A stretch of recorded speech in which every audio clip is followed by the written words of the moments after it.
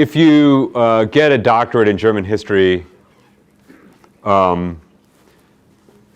it's basically your lot that you're going to do a deep dive through the history of the Holocaust and related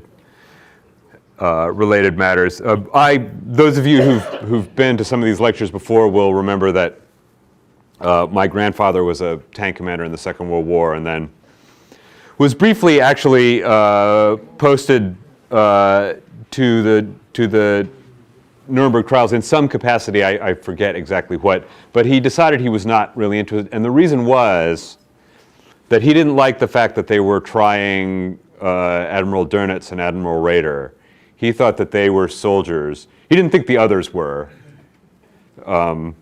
He thought that if you were going to participate in having large numbers of civilians shot, that you pretty much forfeited the designation of soldiers. But he didn't like the fact that they were trying Dönitz and Raeder, so he had himself assigned elsewhere. But so I've always found the topic kind of interesting. Well, okay. I'm a little shocked that I got this many people. I'm shocked in a happy way.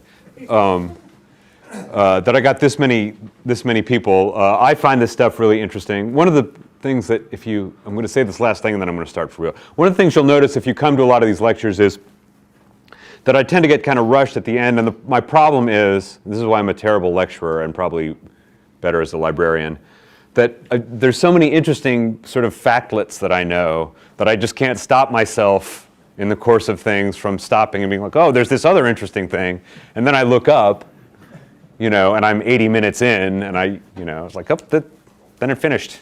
Everyone was guilty. Okay, so welcome to the third annual Holocaust Memorial Lecture here at Mentor Public Library. It's the 18th. The Holocaust Remembrance Day is really the 22nd, which is the anniversary of the liberation of Auschwitz by the Red Army. I think that this is a good thing to keep having because the events are worth remembering. They're important events for the 20th century. I was teaching at the University of Washington at one point, and I was a teaching assistant for this woman who was straight out of the Humboldt University. She was very bright, but she'd never taught in an American university before. And she said to me at one point, she was kind of having a little trouble relating to the students, and she said to me, and I think this was true, the difference between them and me is that I think the Holocaust is the most important event of the 20th century, and they don't. But it's mostly from being poorly informed. You can argue about what else might be. But so before I get going, my name's John Foster. I'm a librarian here at Mentor Public Library in the Adult Information Services Department. Many of you have probably seen me if you frequent the library, hunker down at the desk. I have a doctorate in European history from the University of Washington. I have several other degrees and stuff. Although I always think to myself, if you're gonna, you'll really respect what I have to say if what I turn out to say is substantial as opposed to, I know a lot of kind of dopey people with doctorates, but here's another weird thing. If you want to talk about, so there were two groups who were overrepresented among sort of Nazi hierarchy. Among the hierarchy generally, Austrians were statistically overrepresented. I've never understood why necessarily, but among the people who ran especially who were involved in the Holocaust, people with doctorates were statistically overrepresented. I don't know why that is. I certainly don't think of that as a reason not to pursue higher education, but there are plenty. I mean, Ernst Kaltenbrunner, who's not in this picture, but who was one of the worst people tried in this particular trial, had a PhD. I think it was a legal PhD or something like that. Fairly early in the Second World War, the Allies, or the group of states that come to be allies, started talking about what it is exactly, that they would do when the war was over and they were victorious. And they pretty much assumed, especially starting in December 1941, that they were going to win. I mean, Churchill was pretty clear after the United States entered the war after Pearl Harbor that in the long run, the Allied cause was going to be victorious. There was no way that Germany and Japan, even Italy, less of a consideration by their lights, but could stand up against the industrial might of the United States and Great Britain and the Soviet Union working together. So they started sort of talking about what it was that they were going to do. And in the beginning, their ideas about what they were going to do were fairly bloodthirsty. The British cabinet discussed it, and the most commonly expressed idea was that the Nazi leadership should be summarily executed to the extent that any of them could be caught.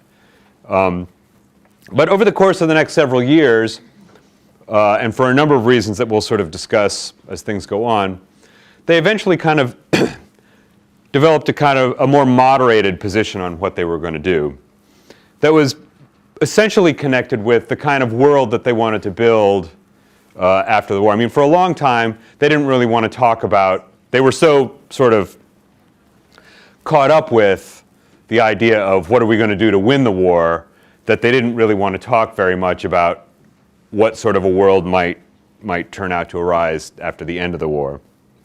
But once they did, it became clear to them fairly quickly that what was needed was something that was going to avoid a repeat of what had happened after the First World War. The trial opened actually on the 20th of November. This is the first day, and this is Richard H. Jackson, the chief prosecutor, correct, an associate justice of the U.S. Supreme Court, delivering the opening statement. The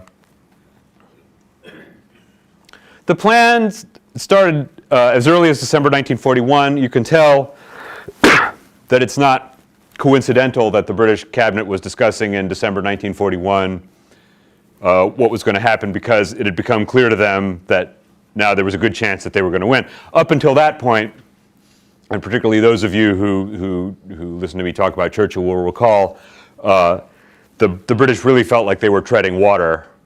But once we were in the war, they knew that in the long run, the Allied side was going to win. There's a really interesting moment. This is talked about extensively in William Manchester's biography of Churchill, the third volume of which discusses what happened at the Tehran conference. So at the Tehran conference in November, December 1943, there was a sort of dinner party late at night, and Churchill, Roosevelt, Stalin, Molotov, a bunch of other people were there. And they were kind of talking about what they should do about the Nazi leadership. And Stalin said, well, I think probably what needs to happen is for us to shoot 50 or 100,000 German officers. And Churchill said, well, I think that's excessive, don't you? I mean, I think that's a little much. And then Roosevelt chimed in. Roosevelt was in this weird period at this point where he was kind of ganging up with Stalin on Churchill. He liked to kind of tease Churchill in a way that was a little unfortunate. He didn't like colonialism. And he also thought that he could charm Stalin, about which he was sadly incorrect. I mean, weirdly enough, Churchill really understood Stalin far better than Roosevelt ever did. Churchill knew that you couldn't trust Stalin any farther than you could throw him in terms of what he said. But once you knew what he wanted, you could tell with certainty what he was going to do. I mean, this is the great thing about, and Stalin could also be kind of friendly in a weird way. I mean, it's hard to say that about a guy who's responsible for, 20 or 30 million murders, but so anyway, Roosevelt kind of chimes in sort of jokingly, well, we can just shoot 49,000 instead. And Churchill became kind of incensed, and he said, I just think this is completely barbaric, and really, if this is the path that you insist on taking, I'd prefer to be taken out in the garden and shot right now. And he stormed out. And he went into another room, and he was sort of standing around kind of collecting himself, and he felt a hand on his shoulder, and here's Stalin with Molotov behind him. He said, look, we were just kind of joking about that, which is Stalin is the kind of person who would, and in fact have 50 or 100,000 people shot. So when he joked about it, it was a little macabre, it was not the kind of thing you could just sort of brush off. But Churchill got over it and went back to the party. So discussions of it sort of percolated among the Allied governments through 1944. And what eventually ended up happening was that it was decided that what needed to happen was that there were still some people who were very much in favor of just summary execution. But what the governments decided was that what they wanted to have happen was for these people to be exposed to some sort of legitimate, so to speak, legal process, so that a difference could be established between the sorts of processes and rules that they were being exposed to as opposed to the sort of illegal way that they had been conducting themselves toward their own people and also toward the peoples in Europe that they had seized power over. So the question was, what sort of law was this going to be? Now, there had been for about a century discussions of, for a long time, the sort of idea about war is a sort of law unto itself, and whatever happens in war, that's what happens. I mean, if you look at the history of the 30 Years' War between 1618 and 1648 in Germany, there was pretty much anyone was fair game, and a fairly large portion of the population of Central Europe was killed. So it wasn't until the sort of middle of the 19th century, but I should say, in the middle of the 19th century, people started thinking more seriously about what the laws of war should be. It had happened in the 18th century particularly. War had been very professional, and armies had done a relatively good job of keeping war to a sort of conflict between sort of professional groups. The French Revolution changed this to a great extent because what you get is the sort of levée en masse, like the large groups of the population being brought into the army. I mean, one of the differences between the Prussian army and the French Revolutionary armies was that the Prussian army, the theory of the Prussian army was the soldiers should be more afraid of their officers than they are of the enemy, and that for this reason the Prussians, the officers had to be fairly close to the troops all the time. French Revolutionary armies, because they were much more sort of nationalistic, motivated by a kind of internal concern for the nation, could operate out of sight of the generals more effectively. Nationalism in war is another story. But starting in the 1850s and 60s, people started sort of codifying what could go on in war. And the major figure here is a guy named Franz Lieber, who was born in Berlin in 1798. He fought in the Battle of Waterloo. He also then fought as a sort of mercenary in the Greek Civil War in the 1820s. He then moved to Boston, where he got a job running a gymnasium, and not like the educational kind, I mean like a swimming club. But he worked as a translator, he worked on encyclopedic projects, and he worked as an educator. And eventually he became professor of history and political economics at South Carolina College, now the University of South Carolina. He had 3 sons. When the Civil War broke out, one of them joined the South and the other 2 joined the North. He himself was a strong supporter of the Union, moved to New York, worked for an entity called the Loyal Publication Society, which was essentially a kind of publicity arm of the U.S. government putting out pro-Union materials. And he did sort of what we might these days call propaganda work with the War Department. And in this context, he was asked by the War Department and by Lincoln to develop a code for battlefield conduct in the course of late 1862 and 1863. Now, the the time that this happens is important, and the reason why, and you'll notice, so it was commissioned by the Lincoln administration. The race of enemy combatants cannot be a consideration. And this is key, and the reason is because this was done sort of in concert with the issuing of the Emancipation Proclamation. The South had said that they were going to treat black soldiers as criminals. And the North said, well, no, we're going to have their soldiers just like anyone else. You have to treat them that way. They didn't really assent to this, unfortunately. But also that, interestingly, ethical treatment of local inhabitants. When Sherman marched through Georgia and the Carolinas, rather went by the wayside. Quarter must be offered to the enemy. This was mostly honored. You very rarely in the Civil War got those sort of no quarter asked, none given type of situations. But it said that if people were spies or partisans, sorry that this is so low, but I always forget that this thing is, that they could be summarily executed without trial.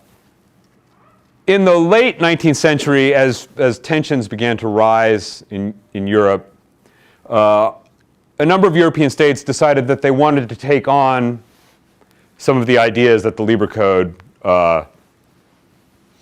had propounded. And you'll notice I put a few little bits of it here. And the point really is that a lot of what was in the Lieber Code is also in the Hague Convention of 1907, including humane treatment of humane treatment of prisoners. You can't despoil prisoners of their belongings. This is too small to read, and I'm not going to read all of it. I just put it up there as a kind of mnemonic for myself.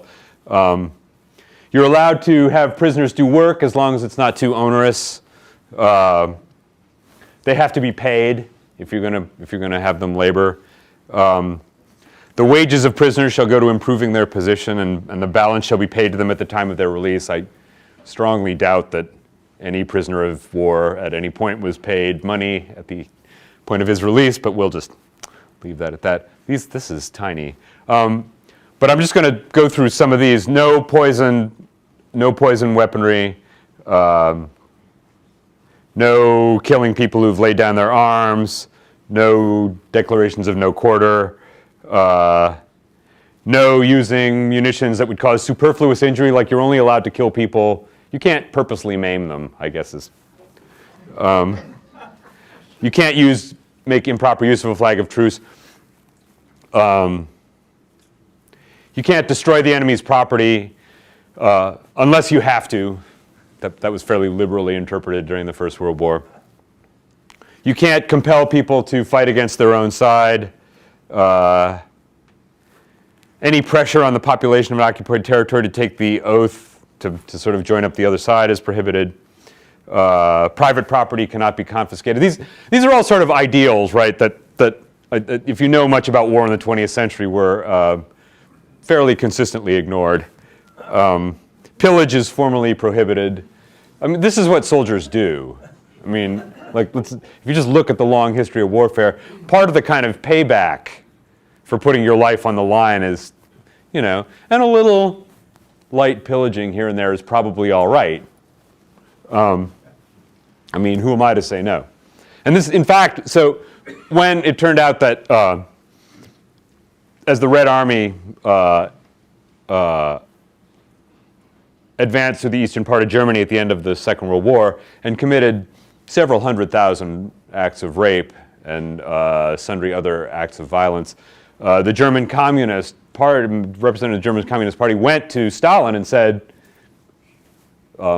maybe you should rein these people in. And Stalin said, no, these guys have had a long, hard fight, and they're going to take the fruits of their victory, if you will.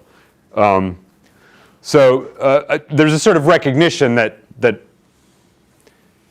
part of the kind of compensation, if you want to refer to it that way, of being a soldier is at least some of these things, if not all of them.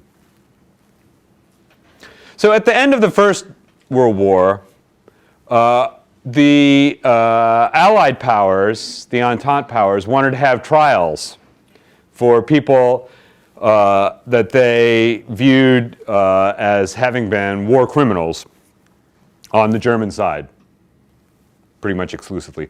And so this was at a time in the wake of the Treaty of Versailles where the Germans had essentially been compelled to sign Articles 227 through 230, which essentially forced them to concede that they were solely responsible for the war. They're called the war guilt clauses.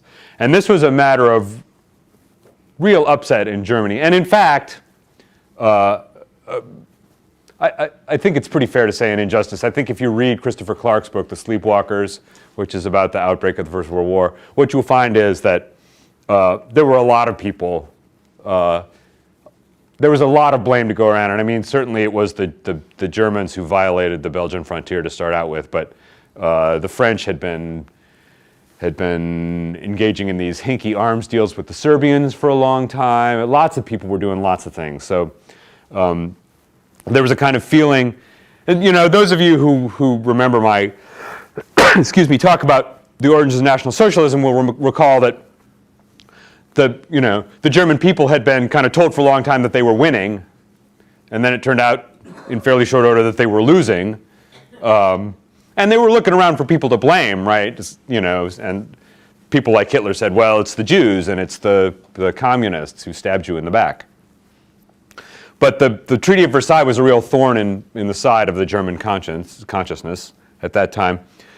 They really wanted to try the Kaiser, but the Kaiser had abdicated and gone to Holland, and the Dutch said that they wouldn't give him up. And not wanting to kind of get into a big hassle over it, they said, well, okay, we'll let the Germans try these people, right? We'll have these trials. They had them in Leipzig. And the Entente powers submitted a list of 900 names of people that they wanted tried. The Germans tried 12 of them, sentenced them to terms ranging from nothing to 4 years, and then almost promptly amnestied most of them. And these were people who were, pretty obviously guilty of, these were mostly low-level people that they tried.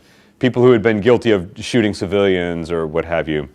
And the Germans were just completely uninterested in trying them. And the lesson that a lot of the sort of people in the Entente powers drew was, well, you just can't have them do it, right? We're going to have some accountability, and it can't be the Germans. Can't be the losing side doing it. So starting in the fall of 1943, the Allies start trying to kind of establish a basis on which this trial is going to happen. And there's a couple of fairly obvious problems. Those of you more legal cast of mind will immediately think to yourself, well, what was illegal about what these people did, right? So there's the question of ex post facto, which is a principle well established in American law, which is that you cannot hold somebody responsible for an act that was not illegal at the time that they did it. So you can't, someone does act A, later on you decide that that's bad and make a law against it and then prosecute that person. If it wasn't illegal at the time, you can't prosecute someone for it. And a lot of people said, a lot of the defendants said, well, look, none of what we did was, what law did we break, right? Also, there was the question of how can you have, what is the basis of international law? So law requires a kind of, some sort of sovereignty, right? So we can have law in the United States because whatever else you think about, most of you probably think about the government, there's legitimate sovereignty in the country. So there's a kind of authority that's neutral vis-a-vis people and can sort of apply the law in a balanced way. But in the international arena, there isn't that sort of sovereign power. Some people say, well, God is a sovereign power. And if everyone worshipped the same one, that might be a viable premise, but it's not, sadly. So what you get is a sort of series of kind of letters of intent starting in October of 1943. And essentially the idea is we're going to apply sort of customary laws of war. And there was a lot of debate internally among the Allied powers about what this was going to actually involve, right? Because if it's not, I mean, lawyers like to have very discrete precedent written out before they do something so that they have a text to refer to. But what essentially was decided was that they were going to, first of all, they were going to apply, if you had signed up to international agreements. So one of the things they said was Germany was a party to the Hague Conventions. So to the extent that they violated the Hague Conventions, that's against the law. And then they said, well, there are sort of generally accepted rules for how soldiers conduct themselves. You cannot go around just randomly shooting civilians, much less systematically going around trying to extirpate populations as a whole. So the idea that they came around to eventually was that they were going to charge the defendants with a series of 4 crimes. Participation in a common plan or conspiracy for the accomplishment of a crime against peace, planning, initiating, and waging wars of aggression and other crimes against peace, war crimes, crimes against humanity. So you can kind of see this is sort of, they wanted to kind of sweep up all the people who'd been part of the sort of Nazi hierarchy before the war. So they were kind of setting the groundwork, right? And then this is for the sort of military people involved in planning like the invasion of the Soviet Union, right? So they need something that's going to explicitly get to that. War crimes is a fairly, it's one of those things, you know, you kind of revert to Potter Stewart. I may not be able to define it, but I know it when I see it. War crimes, especially shooting people who've surrendered, mistreatment of prisoners,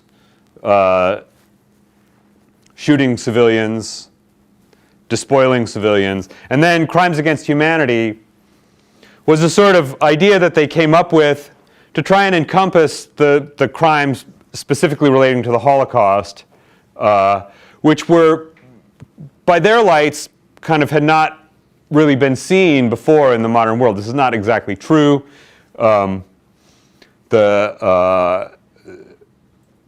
Various colonial powers had engaged in things that would fall under this case, especially Germany in the case of the Nama and the Herero people in Southwest Africa. Also the Turks in the Armenian genocide. That's a very fraught topic right now, and the Turkish government does not concede that that's what it was. Scholars generally do view that that was the case. But Hitler himself said, "Who now remembers the Armenians?" And this was part of his sort of justification for undertaking the attempt to get rid of all the Jews in the world, as far as he was concerned. The leader of the American delegation was Robert H. Jackson. At this point, he was an associate justice on the U.S. Supreme Court. He had no formal legal training. After he went to college, he did not go to college. He worked after high school. He worked in his uncle's law firm. Achieved his legal training then. At that point, college degree was not required to be a member of the bar. He became associated with the Roosevelt faction in the state of New York. After Roosevelt was elected, he eventually became the Solicitor General. I was unaware until I read Telford Taylor's book about this, what the Solicitor General is. It's the government's lawyer for arguing in front of the Supreme Court. He had an incredible win record in front of the Supreme Court, such that Louis Brandeis said that Robert Jackson should be the Solicitor General for the rest of his life. Eventually, he was then U.S. Attorney General in 1940 and 41. and then was appointed to the Supreme Court in 1941, served until 1954. Jackson was a really interesting guy.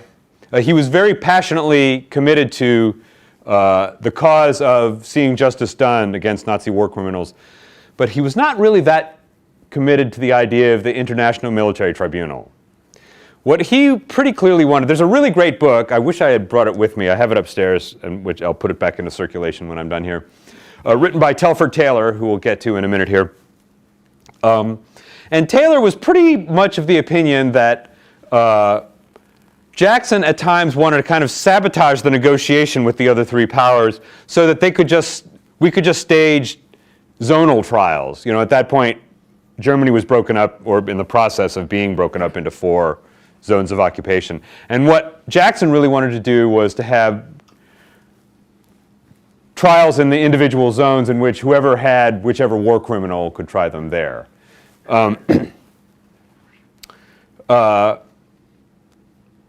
Eventually, he was dissuaded from this. Part of the reason was that Jackson really did not like the Russians, didn't trust them, and was afraid that they were going to sort of turn the, I mean, he knew what had gone on in the show trials in the 30s. And he didn't want this to get turned into another sort of like, you know, he wanted it to be a real trial. I mean, he said over and over, there's really no point in doing this if it's just going to be a, you know, a sort of formality on the way to the execution chamber. So he really, it was only sort of with great effort that he was sort of prevailed upon to have the sort of full international trial with all the Allied powers participating. Now, an interesting thing, which I thought to mention earlier, is that so the 4 powers, the Russians, the Soviets, us, the French, and the British, were kind of trying to decide how they were going to go about this legally. And one thing, this is another thing which I did not know until I read Telford Taylor's book, that the European law at that point didn't have the concept of conspiracy. But that's a pretty common principle in US law. So if you conspire to commit a crime, that in itself is a crime. Even if you don't then manage to commit the crime later on, conspiring to break the law is also against the law. And the Europeans thought this was really weird, because really they thought that you shouldn't, you know, the law is the law. If you break the law, I mean, in a sort of European-style trial, everybody knows all the evidence beforehand, and then there's a kind of discussion about it, and then you render a judgment. You don't get this sort of like adversarial discovery-driven process that we have in US courts. So there was a real sort of, a lot of what went on in the negotiations in 1944 was an attempt to find a way that the American, European, and Soviet legal systems could work together. I mean, the Soviet legal system, such as it was, Soviet legal system was very efficient. Sometimes, you know, I hear people talk about how, like, we want, you know, the greatest efficiency, and I think to myself, sometimes efficiency is not, in and of itself, a virtue.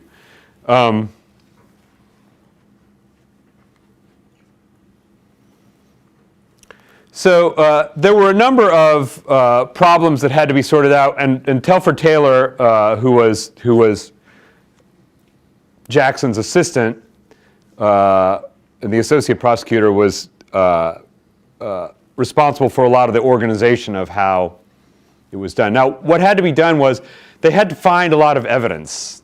They had to find a lot of documents. And they had to get the documents translated into languages that everybody understood. So to get back to the question someone was raising earlier, they had to also organize a simultaneous translation, which we have a lot of facilities for now, but didn't then. And at one point, somebody was saying to me, my wife probably, are you going to play any footage from the trial? And I decided not to. And the reason is because it's all very slow, and they talk and stop very slowly because they had to wait for the translation to happen, and they wanted to talk very clearly. So it's very stilted, and it kind of detracts from the power. I mean, there's a moment where they have Erich von den Bach-Zelewski, who was an SS Obergruppenführer, which is kind of a general, talking about, and one of the most blood-soaked of the Nazi criminals, who was not on trial here, he was just giving evidence, got in the courtroom. Rebecca West, who was covering the whole thing for the New Yorker, described him as seeming like a kind of stolid and very serious insurance broker. And he just described in fairly straightforward terms how they had killed 90,000 people by shooting in the Soviet Union, in his little part of it. And it was pretty stunning to the courtroom because, you know, when you hear someone talk about the sort of like murder the old-fashioned way of 90,000 human beings, from babes in arms up to people, you know, at the end of their lives, or of great age, that's a very stunning sort of thing. And he just sort of talked about it, you know, in pretty straightforward terms.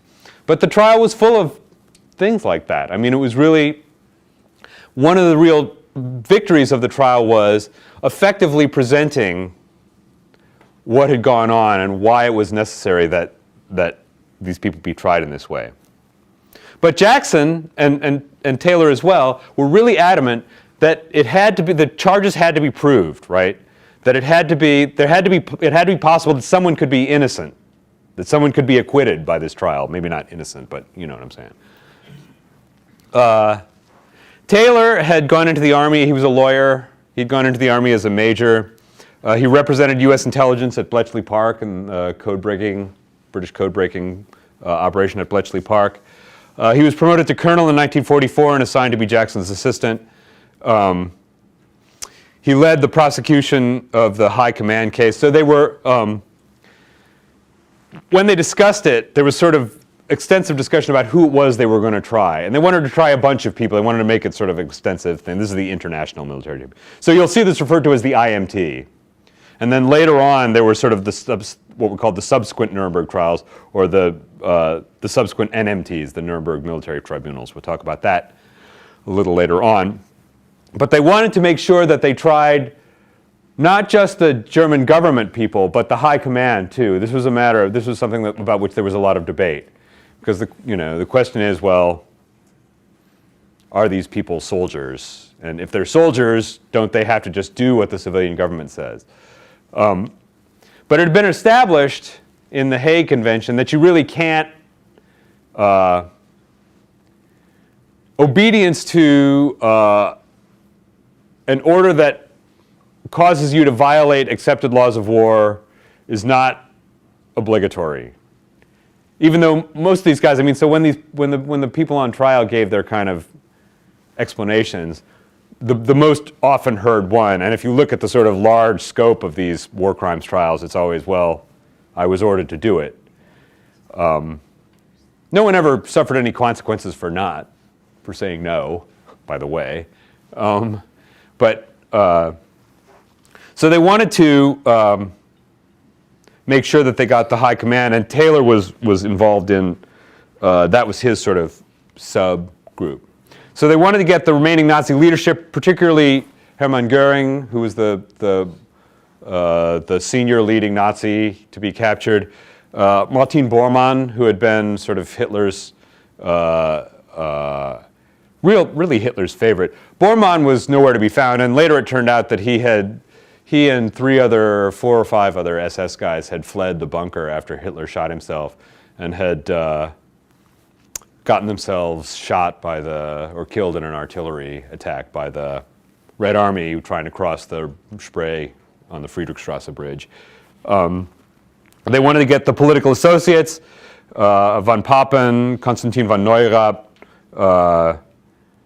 von Ribbentrop, who was the foreign minister who had negotiated the Nazi-Soviet pact. And they wanted to get economic and business leaders. This was a big thing. Jackson was really up on this. So the business leaders had facilitated this, the Nazi program. And you'll hear a lot of times people say, well, the Nazis got rid of all property rights, and you know, and this was not true.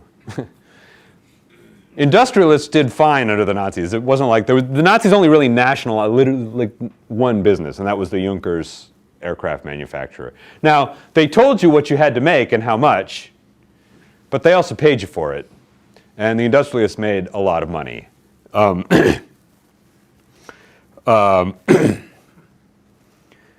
Yeah, so the industrialists were not fleeing Germany under the Nazis. The Jewish ones were, but not the non-Jewish ones. So they were looking especially for. So there's an interesting thing about Krupp.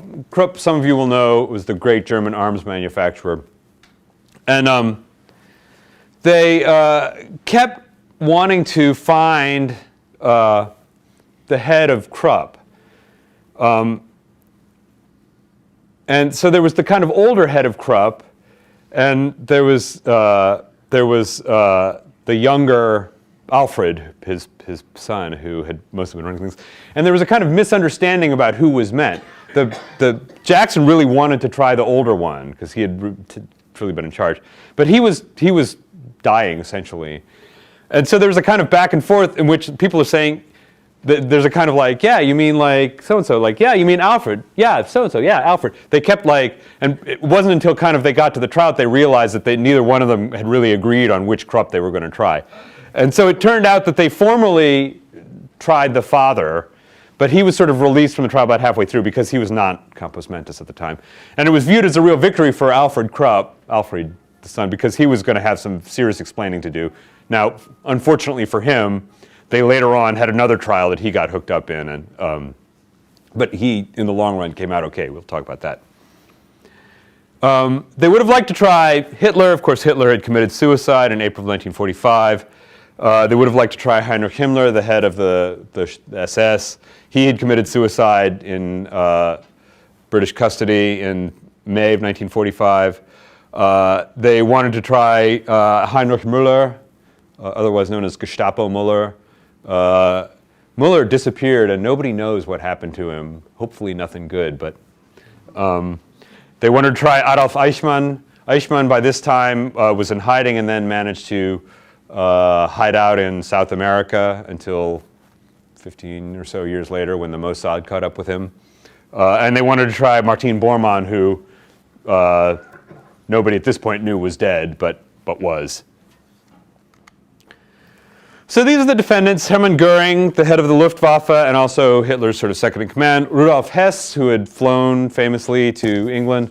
Hess, I love the description of him from Manchester's book. He was sort of distinguished by his fanatical loyalty to Hitler and his brutish stupidity. Bormann, who they indicted because they didn't know where he was. Albert Speer. Konstantin von Neurath, these are government officials, Franz von Papen, Joachim von Ribbentrop. Sometimes you can't tell the Nazis without a scorecard, so I have to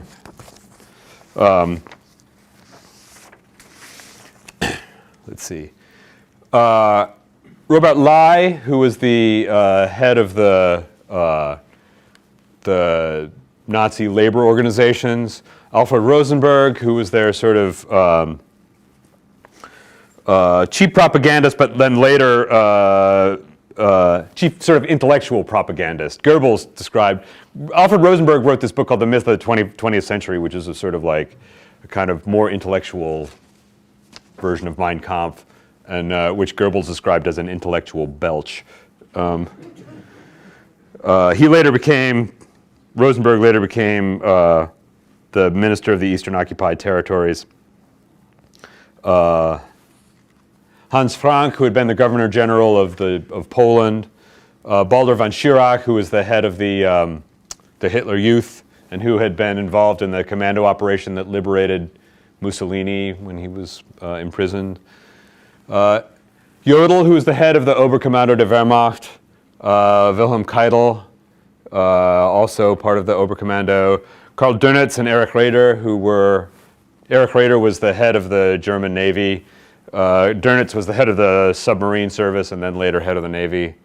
Fritz Sauckel, who was the Gauleiter. Gauleiter is a sort of Nazi governor of Thuringia. Atrocities Inquart, excuse me, who was the head of the Gauleiter of Vienna. Ernst Kaltenbrunner, who was I have to remember his exact position, probably the worst of the guys. The head of the Reichssicherheitshauptamt, or the Reich Security Head Office of the SS. Julius Streicher, the editor of Der Stürmer, an unbelievably vile anti-Semitic newspaper. I mean, it was so vile that in 1940, Hitler banned its publication. And really, you've got to be somewhat impressed by this, right? Because if you've written anti-Semitic garbage that is so vile that Hitler thinks you've crossed a line, I mean, you've really accomplished something. Something horrible, but something. Walter Funk, who was the head of the Hjalmar Schacht was the head of the Reichsbank. Hjalmar Schacht was a really bright guy. He had some very crackpot ideas. Walter Funk was the head of the Reichsbank after Schalk. Hans Fritzsche was a broadcaster who was a sort of propagandist whose voice sounded a lot like Goebbels. So he got a job doing radio broadcasts that Goebbels didn't want to do. Albert Speer. So the Americans got to do Nazi organizations, conspiracy, crimes against peace. The British were responsible for treaty violations like of the Hague Conventions and crimes on the high seas. The French did crimes against humanity in the West, and the Soviets did crimes against humanity in the East. I don't know why that cut off East, but there you go.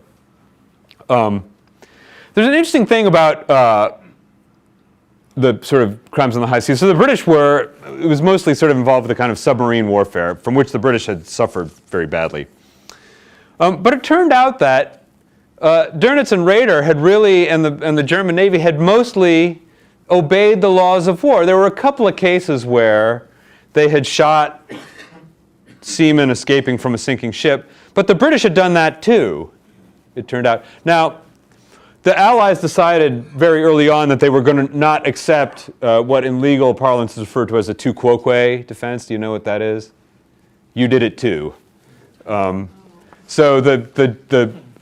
what they didn't want was the Germans saying, well, you firebombed Hamburg, you firebombed Dresden, you explicitly targeted German civilians, which we did.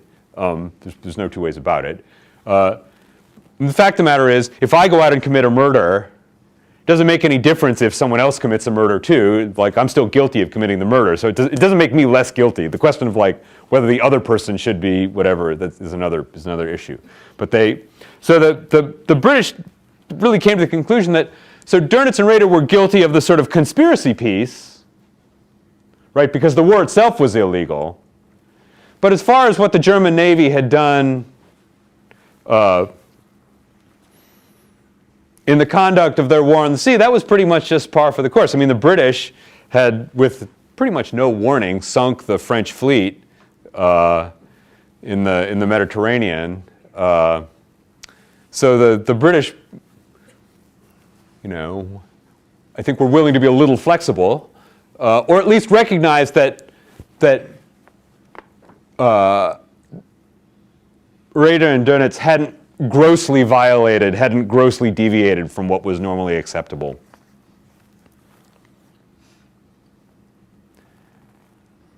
So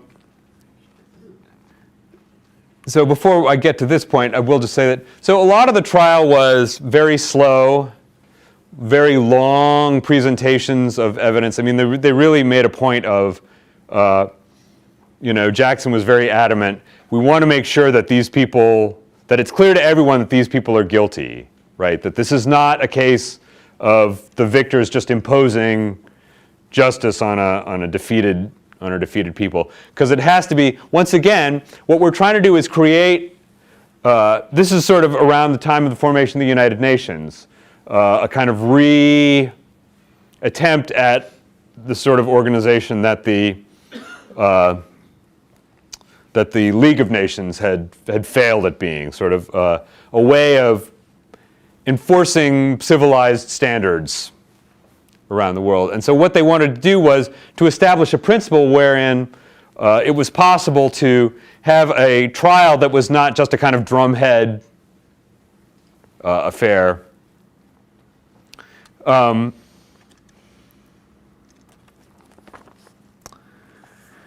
in fact, there were 3 acquittals. Schacht, I think quite justifiably was acquitted, because, I mean, he was kind of a nut, but he hadn't done anything. Unlike Funk, his successor. Funk, there's a really interesting moment that Telford Taylor describes when, Funk had just said, I was running the Reichsbank, I was involved in this and that and the other thing, and it was, I wasn't involved in any of the sort of awful stuff.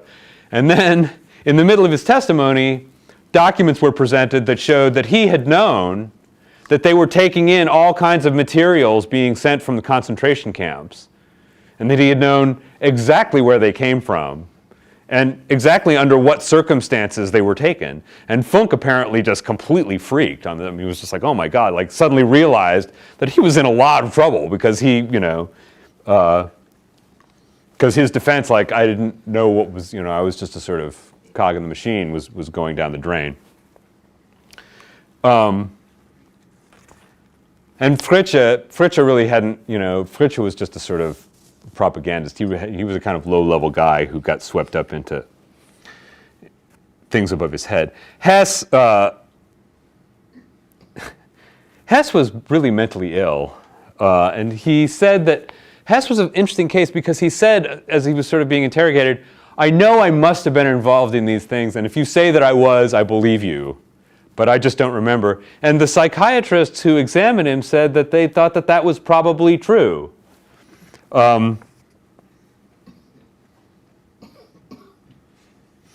Hess was incarcerated in Spandau prison in the area of Berlin, where he subsequently, much later, committed suicide in 1987. There were 12 death sentences. Bormann was sentenced to death in absentia. The sentence had already been carried out by the Red Army. Hans Frank, well justifiably sentenced to death since he had been involved in the clearing of all the Jews out of the general government of Poland, i.e. he had been involved in more than 1 million murders.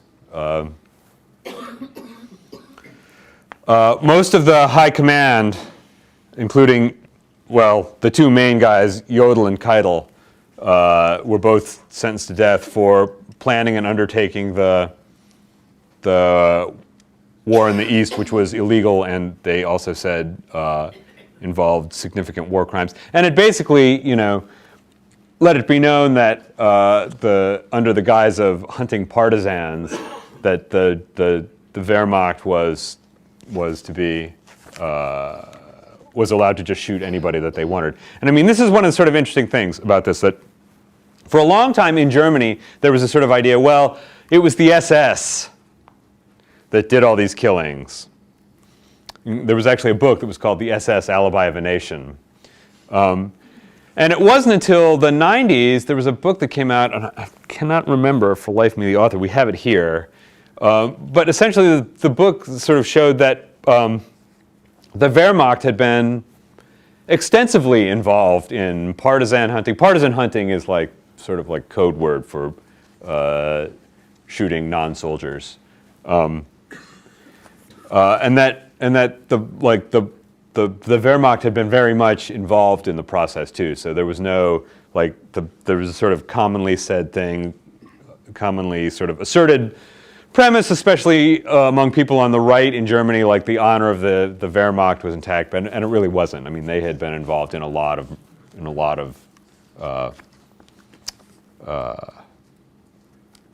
murders. Not to put too fine a point on it. John? Yes. How did the 2 naval Dönitz was sentenced to 10 years. I believe that's what Rader was sentenced to too. Let me just look. Oh, Rader got life. But both of them, if I'm not mistaken, hold on. Yeah.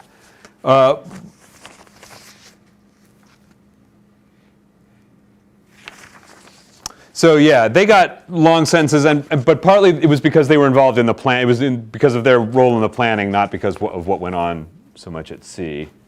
Where are we here? Ooh, okay, I'm doing all right. Seyss-Inquart. Seyss-Inquart was apparently a pretty jovial guy for a guy who was on trial for his life. He was sort of constantly sort of telling Viennese jokes, and but he had been the Gauleiter of Vienna and had sent a lot of people to their deaths in concentration camps. Kaltenbrunner basically got what he had coming. Kaltenbrunner was described by Rebecca West as looking like an extremely brutal horse. He was just, Kaltenbrunner really looks the part. I mean, it's too bad that you can't quite see. Where's Kaltenbrunner? Right here. He has bad, like, scarring on his face, and he really just, you can imagine him like calling out the firing squad. The one thing that I think is a little weird, and pardon me if I say this, Streicher got sentenced to death. Streicher was a really awful human being. I mean, I don't want to excuse him in any way. If you ever have the misfortune to read issues of Der Stürmer, it is one of the most vile things ever put on paper. So when I say that, if I say something that sounds like, that he got maybe not exactly justice, it's not because I don't think he deserved to be punished. He was really a wretched human being, and pretty stupid too. I mean, if you look, I have like the IQ scores of all of them, and he was like routinely, he was widely recognized as the dumbest one. But probably, I don't know that he should have been hanged. Now, having said that, so the executions were carried out on the 16th of October in the gymnasium at the Palace of Justice in Nuremberg. It was all done by hanging. They were brought in one by one. They used a short drop so that in a couple of cases, soldiers had to go into the compartment behind and pull on them until they died, like it didn't break their necks. Some of them expressed remorse. Von Ribbentrop expressed remorse particularly. Streicher, does anyone remember what his last words were? This is how I celebrate Purim 1946. Purim is a Jewish holiday. Didn't he also say one day the Bolsheviks are going to hang you? Yes, one day the Bolsheviks will catch you all. Well, it's not like a tragedy that he got hanged, I'm just saying.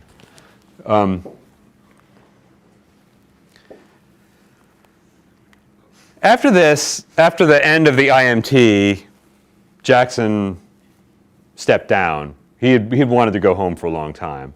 And Taylor was promoted to brigadier general in order to run this. Don't feel like you have to read all this. I'm going to tell you what it says. But Telford Taylor was promoted to brigadier general because they wanted to have someone at general officer level to run the whole thing. They had a series of 12 more trials afterwards. I was sort of, people center on the main one of the higher ups, but they then had a trial for a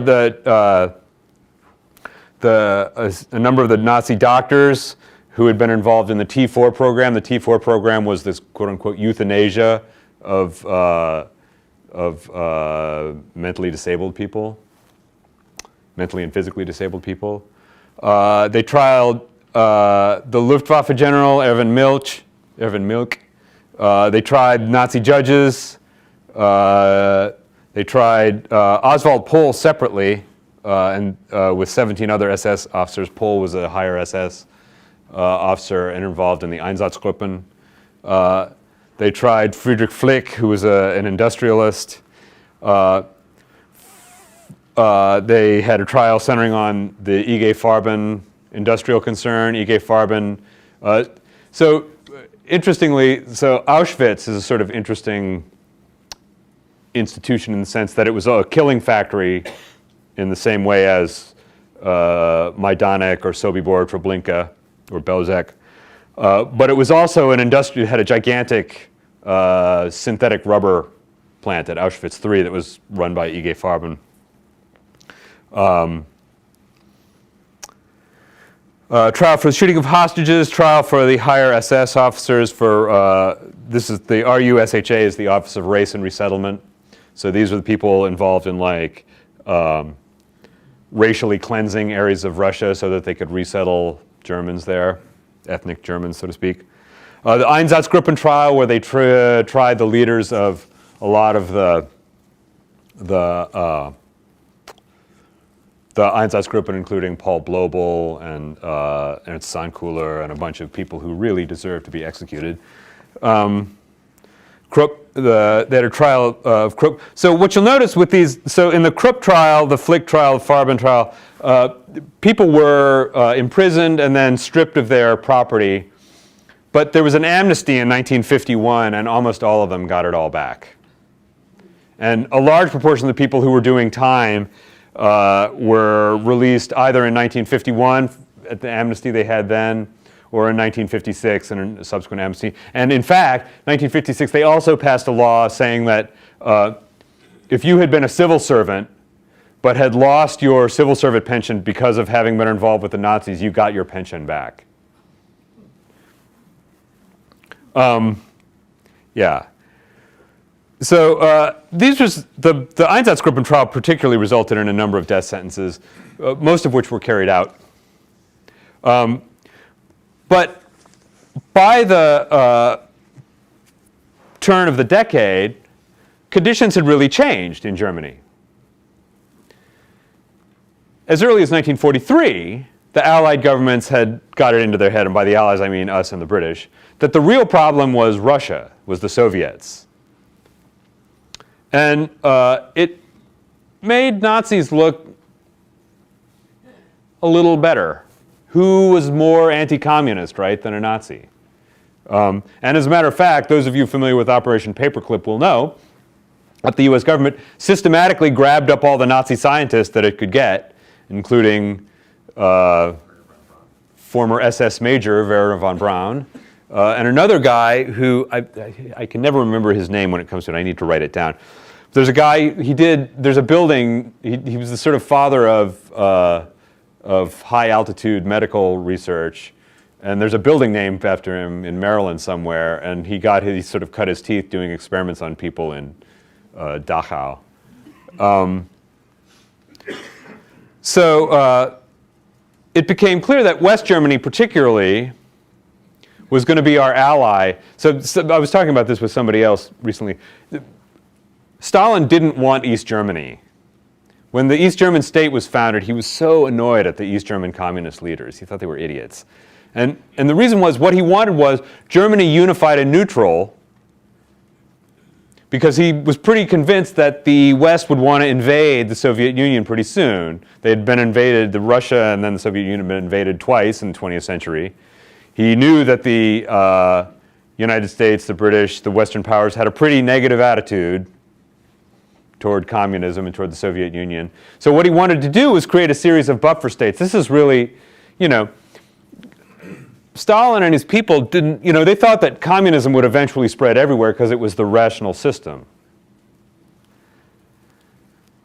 But they wanted it, what they wanted in East Germany, like taking sort of power in East Germany, was not so much about spreading communism, because they thought that was going to happen anyway. What they wanted was a buffer so that they wouldn't get invaded immediately. And I'm not saying this to justify things that the Stalinists did in Eastern Europe, because what they did was brutal and repugnant.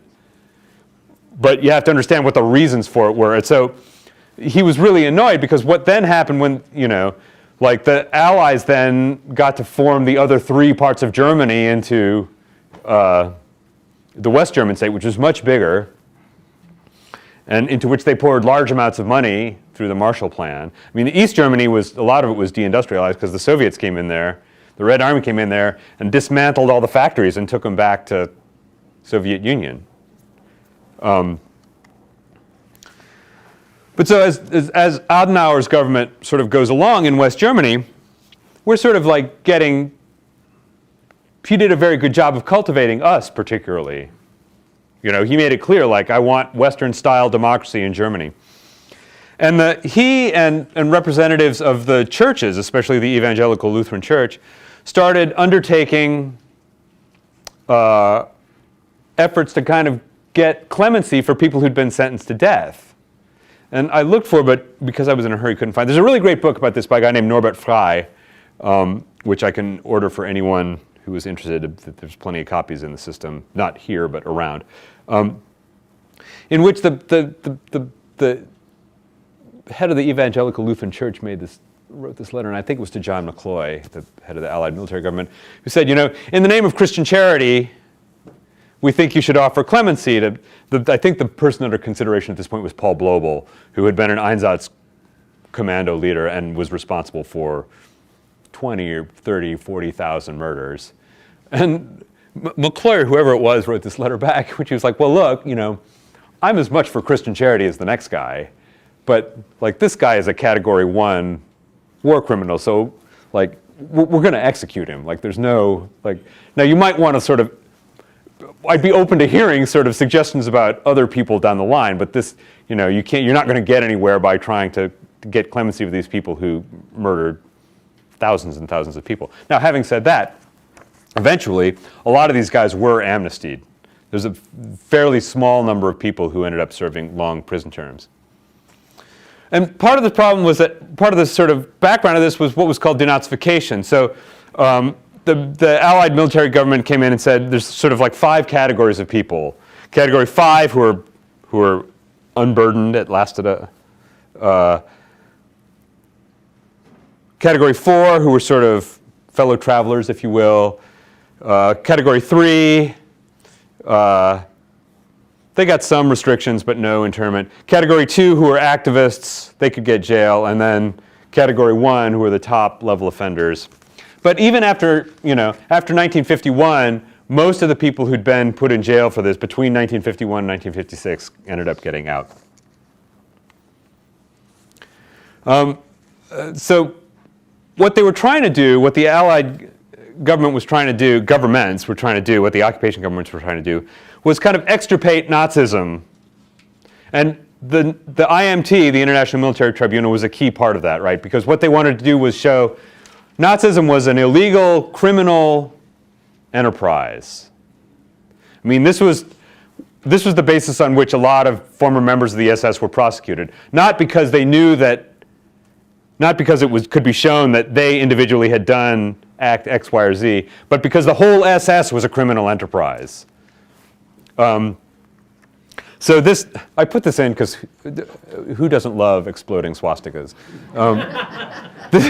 This is a little bit of footage of them blowing the swastika off the Nuremberg, the assembly ground at Nuremberg where they'd had the party rallies in the 1930s. There's just something really beautiful about that. But you'll notice, so what you have here is the German eagle, and it's had the swastika knocked off it. I wish I could have, I was looking around, I used to live in Charlottenburg, in the western part of Berlin, and the Charlottenburg City Hall, this was the first time I noticed this, had an even more Nazi-looking eagle above the door. I mean, it was the one with the sort of wings out to the side like the Luftwaffe. And it had been very clear that somebody had just chiseled off the talons were there, but they weren't holding anything. But the point was trying to be made that they were trying to sort of extirpate Nazism out of German society. And so you would have to fill out this questionnaire, the Fragebogen. And then they would sort of investigate you to see what kind of person you had been. And you could get, this is what's called an Entlastungszeugnis, a clearance certificate, showing that Paul Fischer of number 2 Graf Adolfstrasse in Wattenscheid had been investigated and had been cleared under the practices of under the provisions of the Military Government Ordinance number 79, which is the denazification ordinance. And this was sometimes referred to as, there's a very popular soap brand both in Germany and elsewhere called Persil. This was often referred to as a Persilschein, like a certificate of cleanliness. This is, I wish you could see this better, but I'm just going to explain what it is. This is a cartoon that appeared in a German newspaper in 1946. And what you see is, it says, repentance of the sinner was a cause of more joy than the 10 just men. This is a line from the Bible, of which you're all, I'm sure, aware. So what we have is black sheep going in here, coming into the, you kind of can't see, but it says Entnazificator, the denazifier. They go down through this machine, and they come down as little white sheep out here. This is a pennant. It's got, you kind of can't see it, but it's got the symbol of Bavaria on it. Bavaria was the kind of homeland of the Nazis. And there was a kind of jaundiced feeling about denazification in West Germany. They really felt like it was very uneven. Now, there's an interesting difference. In East Germany, so many of you will be familiar with the diaries of Victor Klemperer. Victor Klemperer was a professor at the Technical University of Dresden. He was a Jew. His wife was, quote unquote, Aryan. So he was not deported. If you were married, if you were a Jewish person who was married to a non-Jew, they wouldn't, in Germany, outside of Germany it was different, but in Germany they wouldn't deport you. Now, you had to live under very brutal conditions. They kept getting visited by a pair of SS men who they nicknamed Hitter and Spitter. But Klemperer kept a diary of the whole thing very famously, and it's really, if you're interested in what daily life was like in National Socialism, and it's also, I think Klemperer's diaries are just worth reading as a sort of statement of kind of human will to persist under horrific conditions. Anyway, so he went to the East. He was not a communist, he was a German nationalist. But he went to the East after the war, and the reason was this. The Russians came into the East, the educational institutions in the Russian zone of control and said, you're all fired. Any of you who can prove that you were not Nazis can have a job and we'd love to have you. But if you can't, you're out. That's it. Whereas in the West, some people had problems. The philosopher Martin Heidegger, who had sort of been kind of like fashioning himself as kind of intellectual leader, philosophical leader of German National Socialism in the mid-30s when he was the rector of the University of Freiburg, but kind of fallen out with them. He then lost his teaching credential. But a lot of people who had been associated with the Nazis didn't, or only lost it for a little while and then got it again. Because once again, the Allies had decided that the real threat now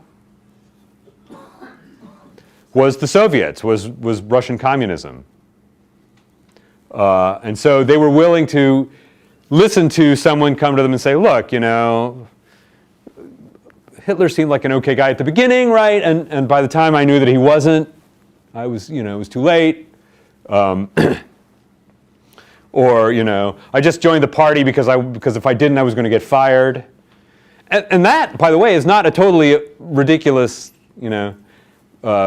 explanation. I mean, one of our great mistakes, I try not to talk about modern politics, but I will say this, because I think it's fairly well established. One of our great mistakes in Iraq was firing all the Ba'ath Party people. Because to do anything in Iraq, you had to be a member of the Ba'ath Party. And there were a lot of people who were members of the Ba'ath Party because they wanted a job, not because they thought that Saddam was a great guy. So when you're sort of in the process of pulling apart a totalitarian system or an authoritarian system, there's some. I'm not saying this to defend people who are Nazis. I have absolutely no sympathy for them. But the fact of the matter is, in a repressive system, not every member of the Communist Party in the Soviet Union was like, hey, working class is great. I mean, a lot of them were members of the Communist Party because if you didn't want to be a ditch digger, that was what you had to do. But it also, if you'd been on the wrong end of National Socialism, and all of a sudden you're walking down the street, like one of the guys who had been the guy who ran the gas chambers in Treblinka, I think, was at some festival, and he ran into one of the 10 or 15 people who survived Treblinka. I mean, Treblinka, almost no one survived, but he ran into, and apparently the first thing he said to them was, how are you still alive? But then this person turned him into the police, and he ended up getting his just desserts.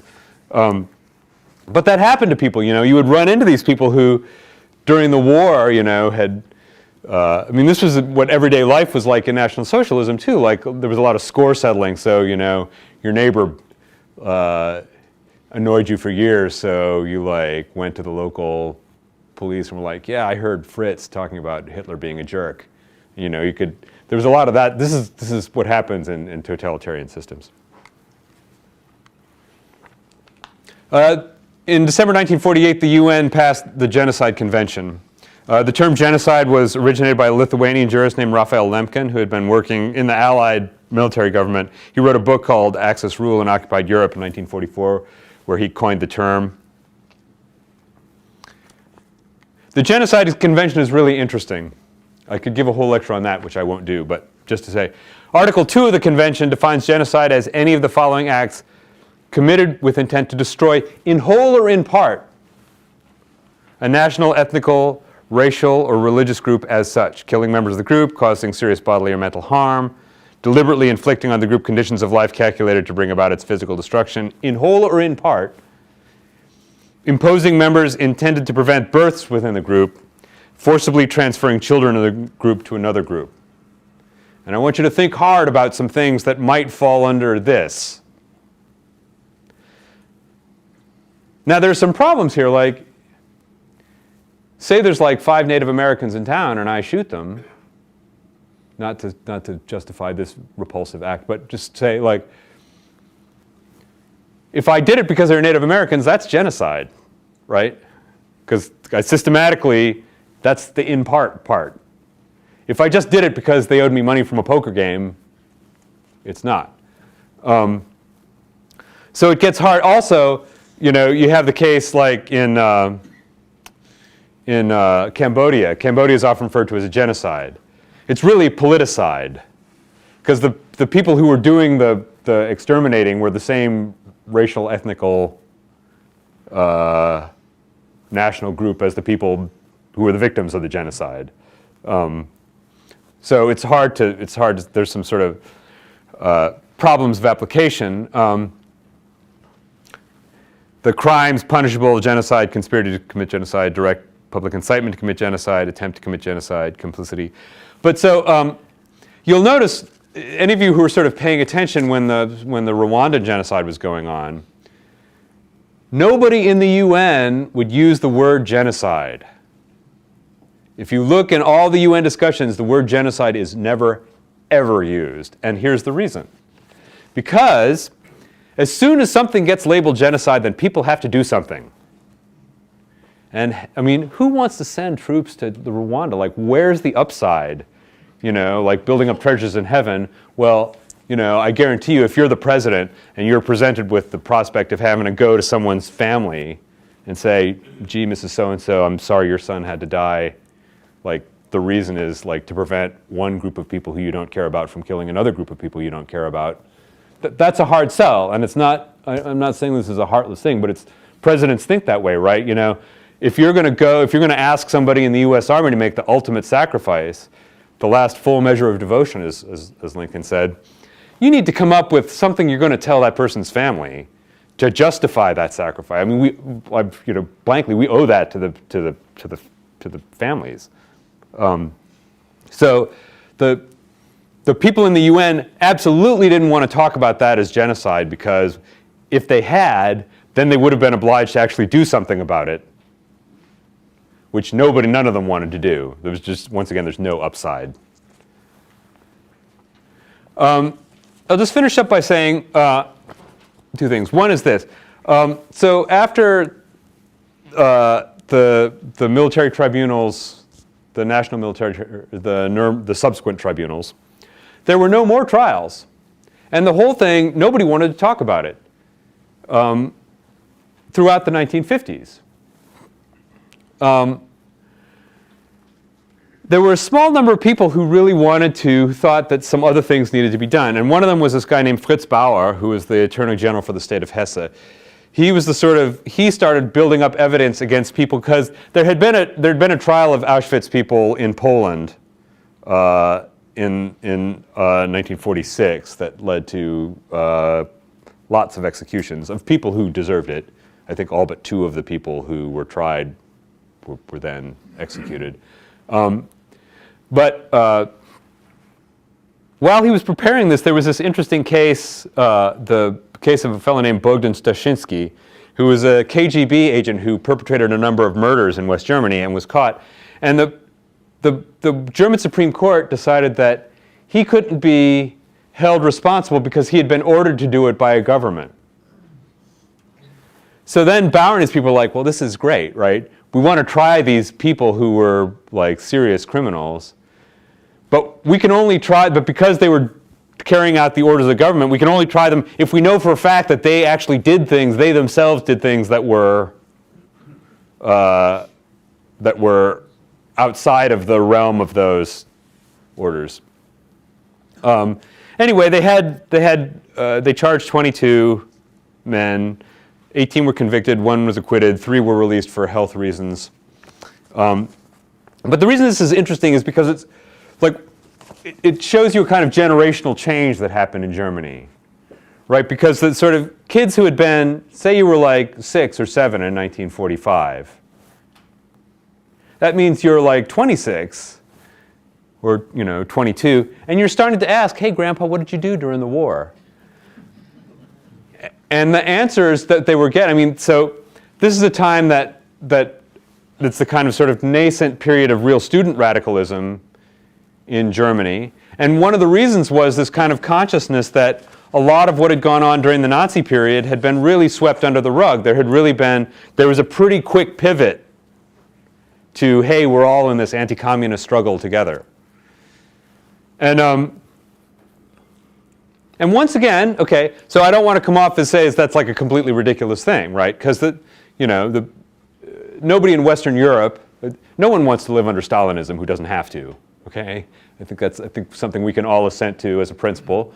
And nobody wanted the Red Army. So as a matter of fact, when NATO was established, the British representative, I think it was Jacques Colville, said that the purpose of NATO was to keep the Americans in, the Russians out, and the Germans down.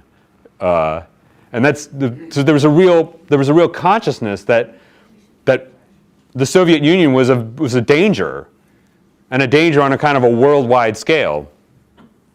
But so by the time 1963 rolls around, you've got a new generation coming of age in Germany who've looked at, they did a survey, 1956, of the German Foreign Office, and it turned out, West German Foreign Office, and it turned out that a greater proportion of them had been card-carrying Nazis than in 1940. So like there were all these guys. So there was a famous case where Adenauer